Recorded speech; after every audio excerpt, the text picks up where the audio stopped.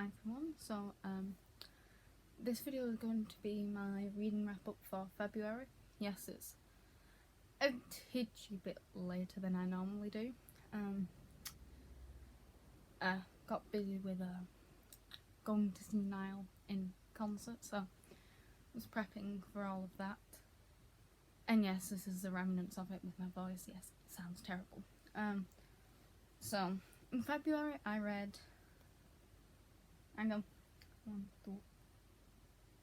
7 books, 1 audio and 6 physical books. Yes, digital did not go down very well, so we're skipping that forever. So we're just going to stick to physical and audio and see where I go. So we're going to start with the audio one. So I'm going to be reading my reviews of Goodreads, my ratings, and then we'll go from there. You remember what the first one was like. So, the first book I read was The Art of War by Sun Tzu. So this is about, this is like 2,500 years ago. It's a classic book of military strategy based in Chinese warfare and military thought. So all levels of military have used this teaching in warfare and adapted the teaching for use in politics, business and everyday life. The Art of War is a book that should be used to gain advantage against opponents in the boardroom and battlefield. No, I'm not a businesswoman. No, I am not in the military.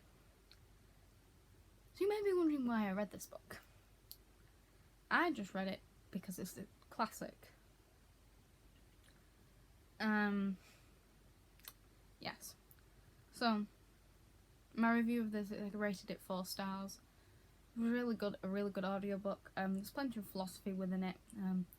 There's plenty of talks about preparation and contemplation, regardless of the military themes. It can, and the fact that people apply it to being in the boardroom and things. It can be applied to many things in life in general. I just thought it was an interesting read. I like reading about military tactics and things like that. So if there's any military tactic books that you know about, please leave them in the comments. I want to read more. So yeah. So the next book I read in February was Game of Thrones by George R.R. Martin. So I read this. This is part of my series to be read or to start in 2024. I started it. Now we'll be finishing Game of Thrones in 2024. It will take me a while to get through the series. So I gave this a 4-star rating. So Game of Thrones, if you've seen the show, you pretty much know what it's about, but basically it's about this place that's, split into different areas where the pre-natural events have thrown the seasons out of balance. So in a land where summers can last decades, winters can last lifetimes. So the cold is returning and frozen waves to the north of Winterfell. The sinister forces are massing beyond the kingdom's protection of the wall. To the south, the king's powers are failing and his most trusted advisors dead under mysterious circumstances. You get the gist. This is a multiple POV book, so each chapter is split. For example, show you that, spoiling it. So that's how the chapters begin. So it'll say Daenerys, and that's the character's point of view you're in. It was interesting to read it that way. The world building and everything is very descriptive in this book. This only took me about, I would say, 2.5 weeks to finish, and it's over 800 pages. It's just actually hitting just under 800 pages. I could see the world in my mind. The characters' POVs are easy to keep up with as well, and understand. Each all had different motives, but the stories were kind of building to one huge plot line. Each character is an individual. You can love or hate them very easily. I very much dislike Catelyn and Jaime Lannister. But I really like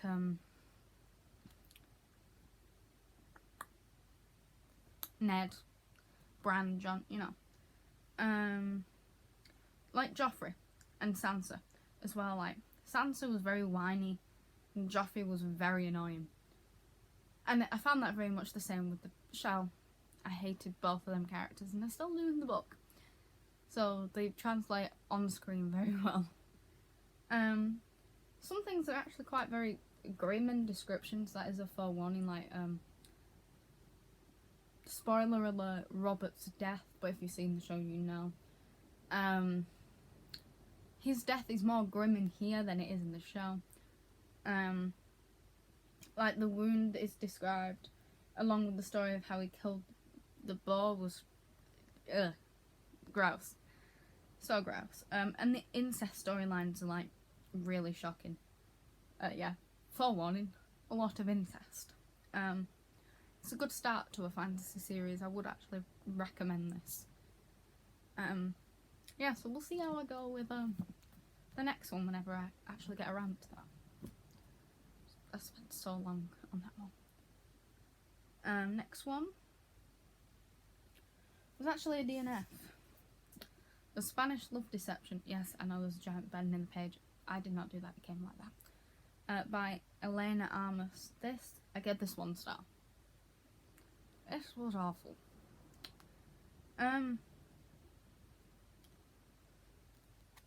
Yeah. So in this, Catelyn Martin desperately needs a date to her sister's wedding, especially when her little white lie about her American boyfriend has spiraled out of control. Everyone knows, including her ex-boyfriend and his fiancée, will be there. She only has 4 weeks to find someone willing to cross the Atlantic for her and aid her deception. New York City to Spain is no short flight, and her family will be easy to fool. Even when Aaron Blackford, the 6'4", blue-eyed, pain in the arse, offers to step in, she's not tempted even for a second. You get the gist. So, Aaron, I quite liked him. He's cute, wanted to help her, you know, he loved the way he was described, he seems a very handsome man. He gets the 1 star. That's why this is rated 1 star. He gets it. This was DNF'd around 50%, so I got quite the way through it. Catalina, very focused on her ex, even when she wasn't at the wedding or doing anything towards the wedding. She was just focused on him. Irritating. Very irritating and annoying. She also refuses the help she wanted in the first place, which was so infuriating. Like, why ask for the help if you don't want it? So annoying. And she seems to be doing the fake dating more for revenge or to make Daniel jealous than actually showing her family that she's not lonely. Yes, this is so irritating. I hated this book. Even though it has the fake dating trope, which I really love. This was just irritating. Everything about Catalina was annoying. I will never read this again. Well, the 50% I read, I will never finish this book again. Yes. Yeah, that's my rant over about this. This is terrible. That was the only romance I read in February. Yeah, that put a downer on February for romance. Yeah. I will read more romance, just not that.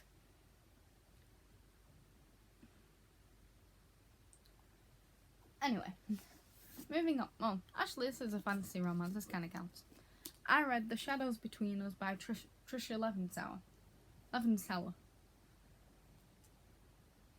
said that right. This was good. I wouldn't reread it, but I did enjoy this. This is a 4 star. So, my lovers feel the need to give me nice things, very expensive things. It's been a fun game, learning their secrets, seducing them, and getting them to shower me with gifts.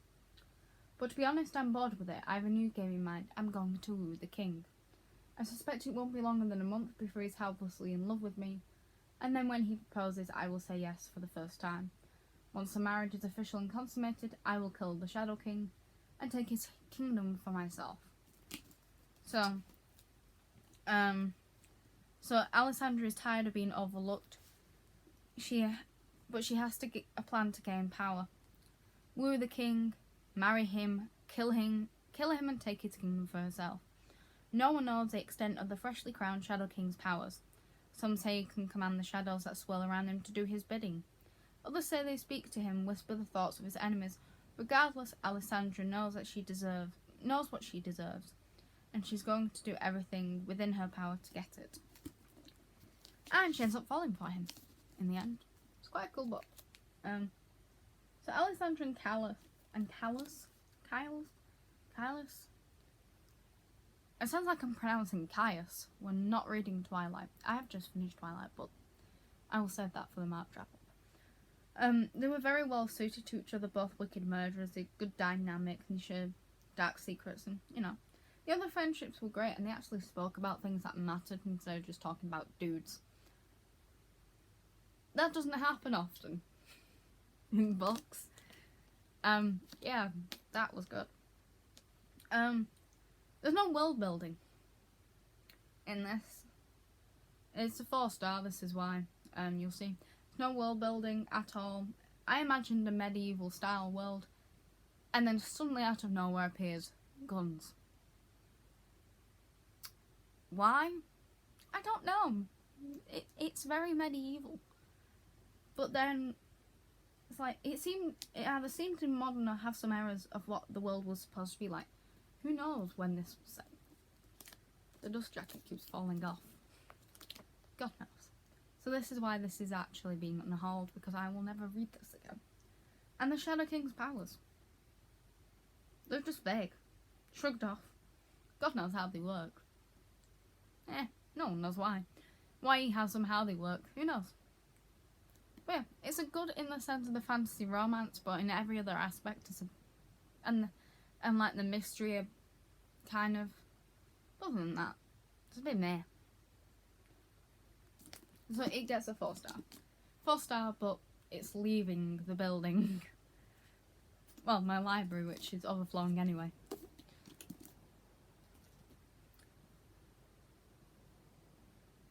Then next I read Romanov by Nadine Brandes.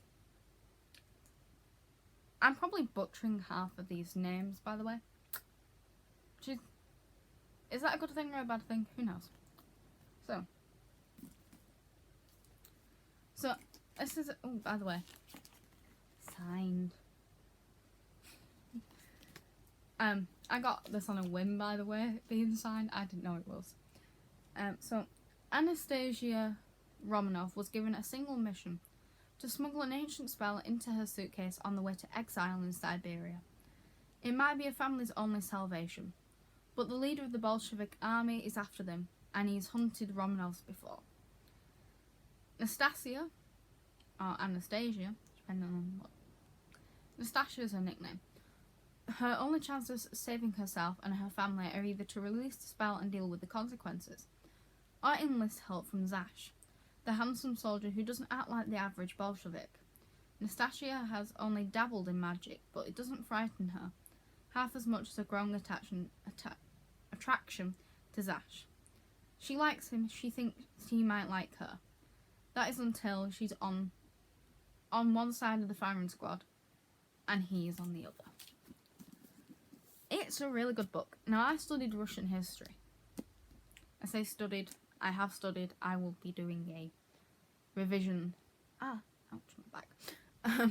I will be doing a revision series for Tsarist Russian, Communist Russia history on this channel eventually. See, it's more than just books. That's why it's called more than just books. Because there's more videos than just books coming up.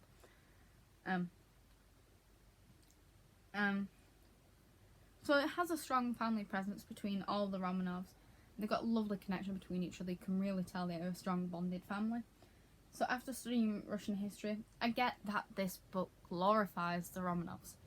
They're not a family that should be totally glorified, but they're not one that shouldn't be somewhat glorified. If you get what I'm saying.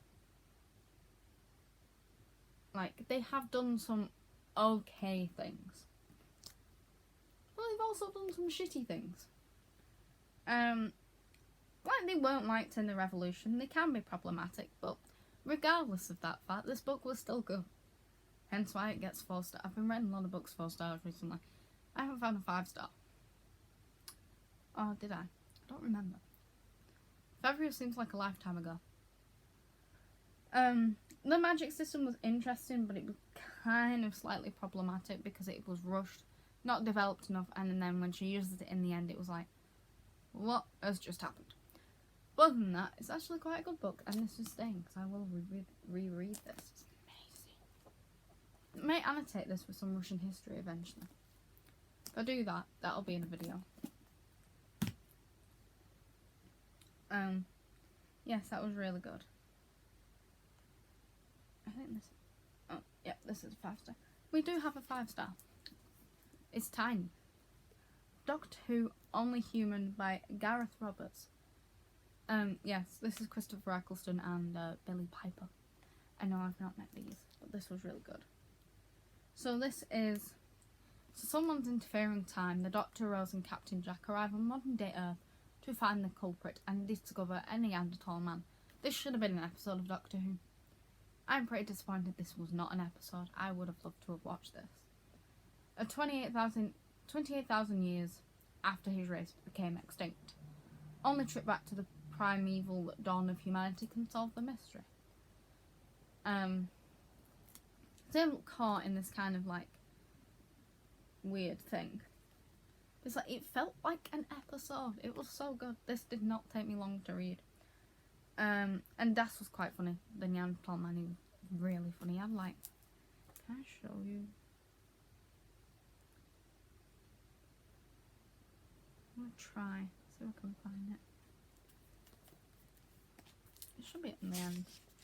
I thought there was one at the end. Give me a second.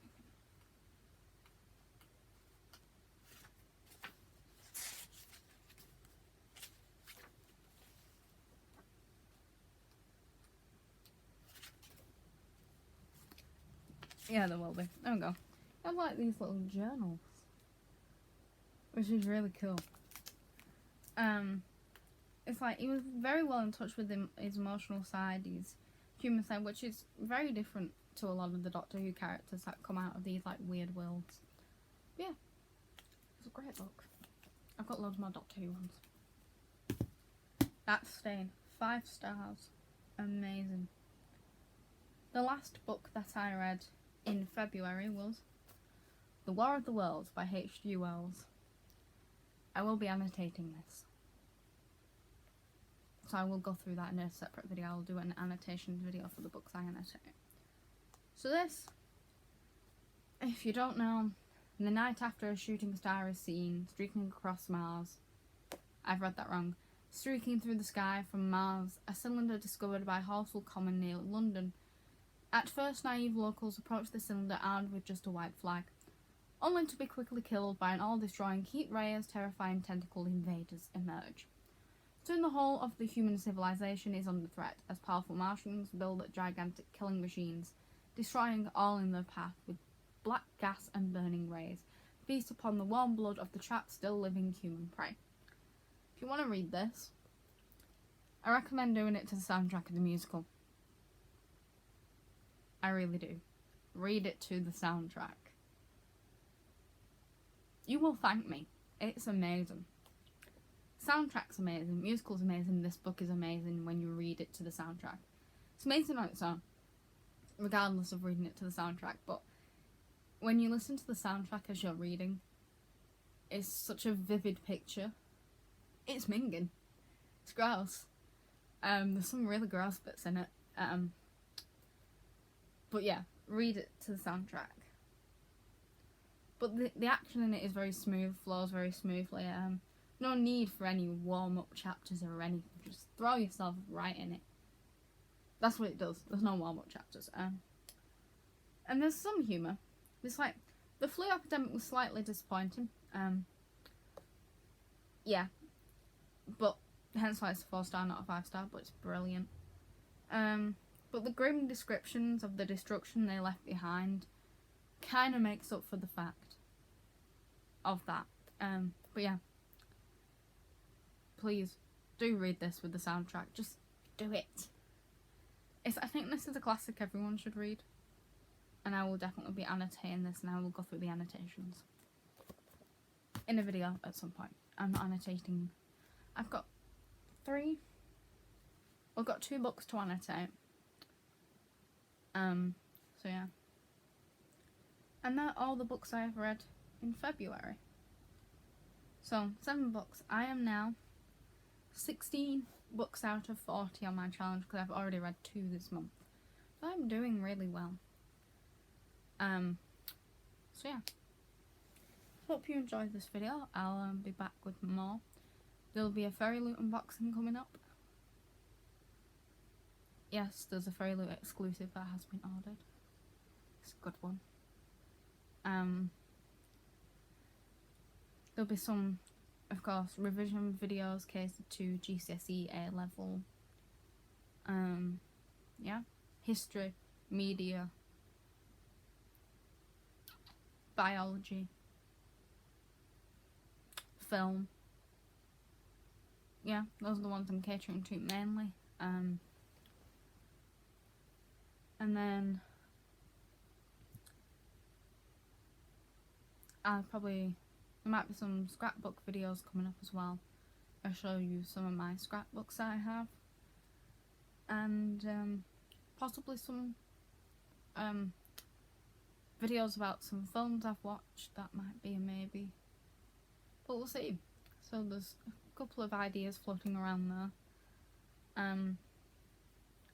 But yeah, this is mainly a book channel, but of course I'll sprinkle some other bits in as well. So yeah, hope you enjoyed this video. Bye.